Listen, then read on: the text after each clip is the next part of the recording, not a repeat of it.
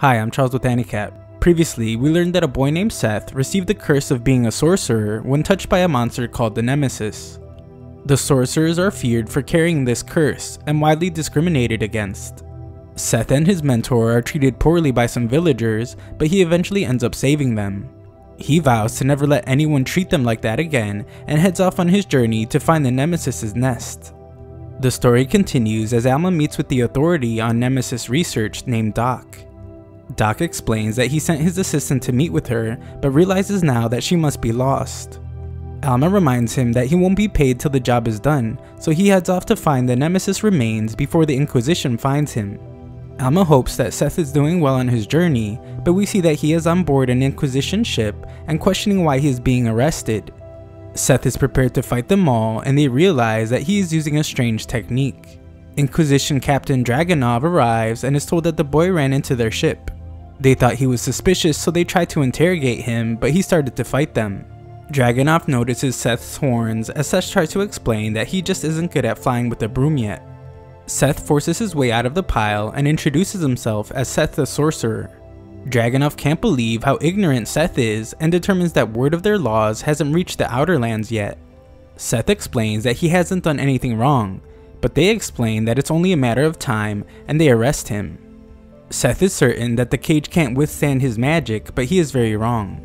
The cage was built specifically for sorcerers, and Dragunov explains that Seth will be imprisoned at the capital for 10 years. Seth states that that won't work for him as he plans to destroy Radiant, but the guards point out how it's just a fairy tale. Dragunov explains that even the word is taboo and warns him not to add more crimes to his list. Dragunov explains how Seth's curse is what allows him to use magic and sends him deeper into the ship. Seth realizes the trouble he is in and remembers how Alma always used to tell him to hide his horns. He then looks back to when he disappointed Alma with his simplistic plan to find Radiant. He thought he would start by looking somewhere high in the sky, then perhaps deep down below the surface. Alma told him to start in a place called Artemis instead, as it's a research town where sorcerers gather. She urges him to search for a man named Yaga, who is one of the most powerful sorcerers around, but also warns him to stay away from a certain yellow cat. Seth is then startled to see a small creature in his cage, and a girl named Melly in the cage next to him. Seth is excited to hear that Melly is from Artemis, and was on her way to his island, Island 21, to retrieve a nemesis. He assumes that the small creature named Boobri is her pet, but it's actually a friend. Melly was separated from the only person that could prove her identity, but she assumes that she will be fine when Doc comes to get her. She is amazed by Seth's horns, but disappointed to hear that magic doesn't come out of them. Just then, the ship is stopped by Doc, who is sure that he will be in grave danger if the Inquisitors find out that he is carrying Nemesis remains with his ship. Melly is glad to see that Doc has come for her, but yells out that she was caged for saying that she was retrieving a Nemesis. Doc tries to deny knowing her, but Dragunov appears to explain that he knows he is carrying a Nemesis, and has him thrown in a cage. Seth introduces himself as he explains that he was the one that defeated the Nemesis that he is carrying.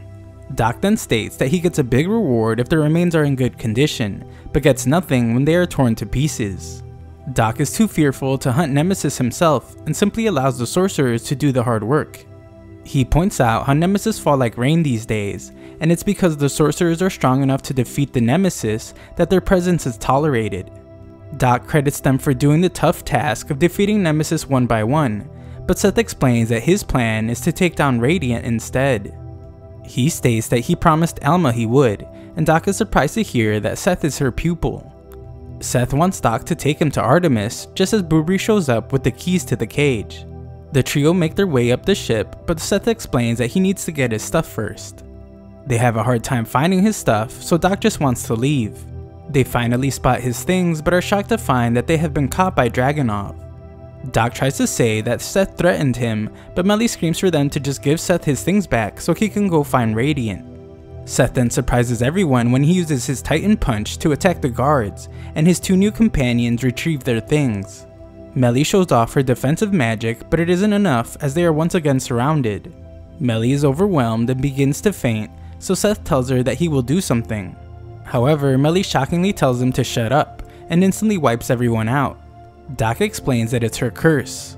When Melly is under extreme stress, her personality completely changes. Melly demands that they give them back their ship and is forced to blow them away when they don't listen. Doc can't believe how much trouble they are getting in, and Dragunov somehow sneaks up on Melly. He points out how sorcerers should have never revealed their true nature, and decides that Melly will receive capital punishment. Doc fears for her life, but Seth soon threatens Dragunov to not touch her. His Titan Punch does massive damage, and it allows them to finally make their escape. Dragunov credits them for escaping and stops his soldier from shooting them down. He explains that they can't do anything too bold if they make it to Artemis. More importantly though, he is intrigued by how Seth was able to use magic with his bare hands. On board Doc's ship, Melly apologizes for her personality change, and Doc states that it's the reason why she will never be a great sorcerer. Seth is amazed by her power though, and excitedly asks her to teach him some offensive magic. Doc then explains that they are nearing Artemis, and Seth prepares for the city of sorcerers. They finally arrive at Artemis, where Seth is amazed by all the other sorcerers' ships. He is told that in order to find work there, he will have to register as a resident, but Seth explains that he is only there to find Yaga. For some reason, Doc desperately wants Seth to become a resident, and tells him that Yaga will only meet him if he is a resident. Seth agrees to do it and is amazed by the place called Sorcerer's Paradise, as it's a place where sorcerers don't have to suffer for just being themselves. Doc rushes them so they don't miss the ceremony, but then explains that Seth is the only one that needs to go. Seth takes him along anyway, as he seems to know Alma, and we see that someone is intrigued to hear that name. Seth and the others arrive at the welcoming ceremony, and Seth is shocked when an announcer introduces the founder of the Crazy Academy. It's a yellow cat named Master Lord Majesty.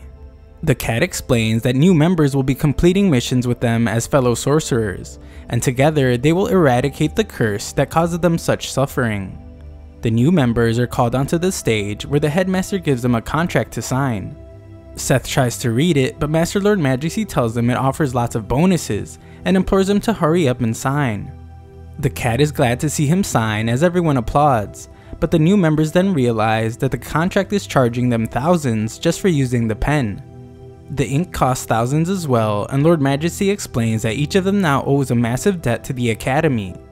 They will now have to take part in missions as Nemesis hunters for the Academy to repay the debt, and the crowd cheers as they were all there at one point. The ceremony is over, and Doc is glad to know that he won't have to see Seth anymore. However, an official arrives to explain that Doc has been acknowledged as Seth's guardian, and guardians assume equal responsibility for the debt incurred. Afterwards, Seth realizes now why Alma warned him about a yellow cat, but states it's not like they have to do what the swindling cat says. Seth explains that he will just find Yaga, and leave after he finds Radiant, but Doc tries to explain that that would just leave him with all the debt. They head out in search of Yaga anyway, and encounter two paths. Seth ignores Doc to choose the golden path, so Doc must explain that the golden path costs money. Seth then accepts a towel from a nice old woman to wipe Doc's sweat, but Doc points out that he was charged for that too. They head to a pub where Doc warns them not to order anything, but Seth instantly orders some milk. Just then, Melly is treated poorly just for asking about Yaga, but this causes her personality to change, and she destroys the pub.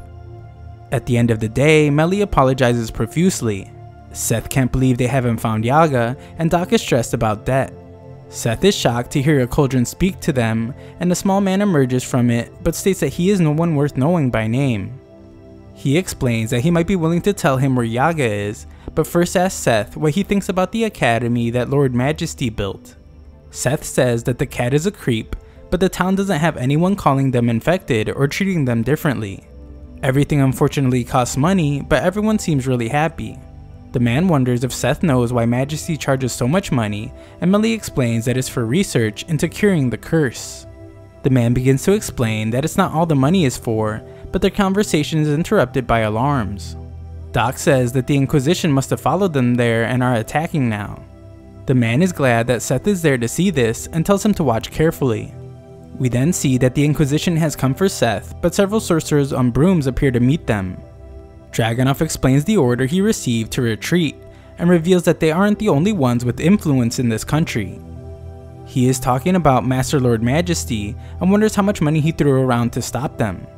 Furthermore, he states that members of the 13 Sorcerer Coven are in that town, and any one of them could take on 1,000 of their soldiers. The town of Artemis has military and political might, so fighting them would be equivalent to going to war with the nation itself. Dragunov tells them to retreat, but thinks about how intriguing the boy with horns is, and decides that he must inform General Torque of him. Seth is amazed at how they were able to push them away, and the man points out how that is the power of Artemis Academy, and its majesty who amasses it all. It's the last sanctuary for prosecuted sorcerers, and Majesty will do anything necessary to protect it. Seth explains his plan to destroy Radiant, but the man questions if it would make more sense for Seth to just use his strength to protect Artemis, the place that protects sorcerers. Seth rejects the idea since everyone outside still has to face the dangers of the Nemesis, and to help them, they have to change the world itself. The man laughs at how Seth thinks he can change the world, but Seth points out that if no one else will, then he will do it. Seth thinks that the man will take him to see Yaga now, but the man reveals that he is Yaga, member of the 13 Sorcerer Coven. Elsewhere, General Torque is surprised to hear that someone actually managed to escape Dragunov. Dragunov apologizes, but Torque just wants to make sure that Dragunov actually saw the boy with horns use magic with his bare hands. Torque wants them to keep a close eye on the city, and wants to be told the next time the boy with horns is spotted. Another member arrives, amazed to hear about the boy who uses magic barehanded. Torque points out that they are well aware of the danger he possesses, and decides that they must capture him at all costs. Sometime later, Seth barges in on Melly's tea party, and he asks her to teach him magic, so she wonders why. Seth thinks back to when he spoke with Yaga and told him that he was Alma's pupil. He asked Yaga where Radiant is, but Yaga just destroys the letter Alma sent explaining who Seth is. Yaga says that he has nothing to give someone with no strength, and if he wants him to teach him, then Seth needs to show him that he is strong enough to earn it. Yaga was unimpressed by his Titan Punch since he is just gathering Fantasia on his fist, and tells him to learn basic magic first. Seth desperately asks Melly to teach him, but she can't since she can only use offensive magic when her personality changes. Seth wants her to at least teach him how to gather Fantasia, but he can't understand her teaching methods. He decides to learn on his own, but Melly has an idea. They find Doc, who has prepared roses for his beloved Miss Melba. Miss Melba works at a cafe, and Doc pays the price for leering at her when her father smacks him. Melly must then explain that the puppet on Melba's hand is her father. Her father smacks Doc's flowers away, and Melly explains that he is a great cook and wonderful father. Melba apologizes for her father's behavior, but Melly explains that this happens to Doc all the time. They enjoy a meal on the house, and Seth explains that he is there to search for Radiant. Doc thinks about how foolish Seth is for this, and instantly gets irritated when Melba is amazed by how brave Seth is. Seth explains that he needs to learn magic first though, and Melly says that she thought Doc could help since he is a researcher. Doc begins ranting about how terrible Seth is for asking for help after all the terrible things he has done to him.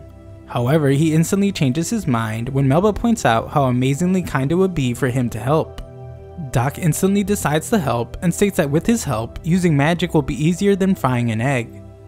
Doc is then shocked to see Seth getting more attention from Melba, but Seth can't handle the flavor of her roast beef flavored tea. Doc pretends to like it and is offered plenty more. Doc then uses Seth's training as an excuse and they get out of there. Doc then angrily explains that he will help since he promised, but states that he won't be touching any Fantasia and will only help with reading grimoires. Seth wants to learn the spell Meteor Drops first, and Doc instructs him on how to visualize the magic he wants to make. Seth then shouts the incantation, but it doesn't work. Several more tries result in failure, and Doc tells him that it takes more than spirit to make it work. Seth gives it another try as magic forms on his fists, but he just unleashes another Titan Punch, and he sends Doc flying. Afterward, Seth continues to apologize, but Doc refuses to continue helping him. Melly desperately tries to think of a way to help Seth train, and shocks the others when she states that she will pound the magic into his body to make sure he remembers it. Her personality has changed as she uses meteor drops to attack, and Doc is forced to try and protect Melba, but is just sent flying again. Melly then chases Seth as he refuses to fight her back, but she tells him that is why he is weak. Her next attack sends him flying, and we see that his glove is cut open. Melly's massive destruction causes debris to almost fall on her, so Seth tries to save her. However, he realizes that his Titan Punch won't be able to reach in time, and begs for meteor drops to work this time. He screams it out loud and shocks everyone as the spell works and he saves Melly. Seth couldn't be more excited, and we see that crazy Melly seems glad as she reverts back to her normal self.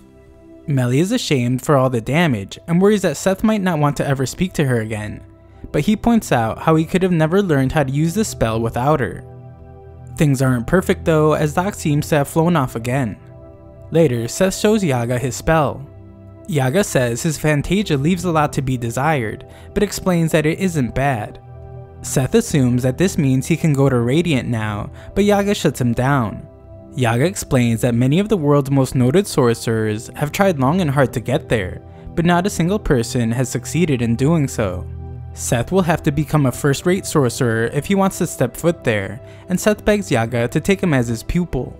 Yaga agrees, but tests him with the Cauldron Crash attack first. As Yaga expected, Seth somehow managed to stop it, and Yaga tells him that he will need to learn to control far more than that with his frail hands. He warns that his training is strict, but Seth eagerly accepts. Later, Seth interrupts Melly's tea party again and asks to stay at her house. He had been sleeping at the park, but Doc explained that that cost money too, and he needed to find a place to sleep. Melly gladly invites Seth to stay in one of her empty rooms, but is embarrassed when she has to tell him that her tea party guests are just dolls. Thanks for watching part 2, 3,000 likes and I'll know you want a part 3.